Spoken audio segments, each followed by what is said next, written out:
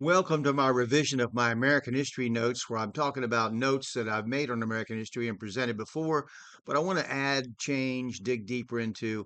So let me pick up where I left off last time.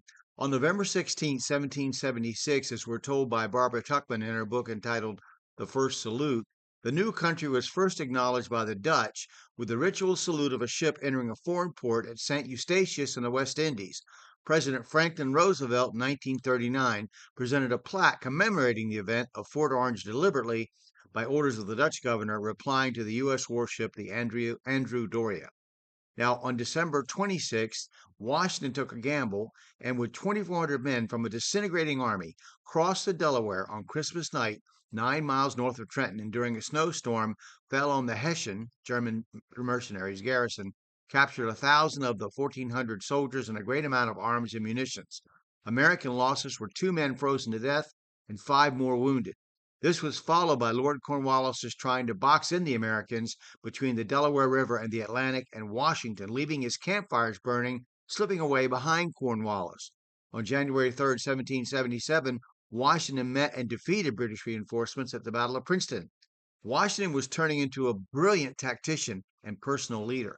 Now, meanwhile, in the South, there had been an uprising in Virginia in December 1775 that had forced Lord Dunmore to take refuge on a British warship.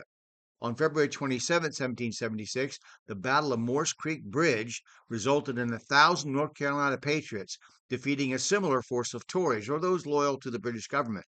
And then on June 4, 1776, the British under General Clinton began their attempt to take Charleston, South Carolina.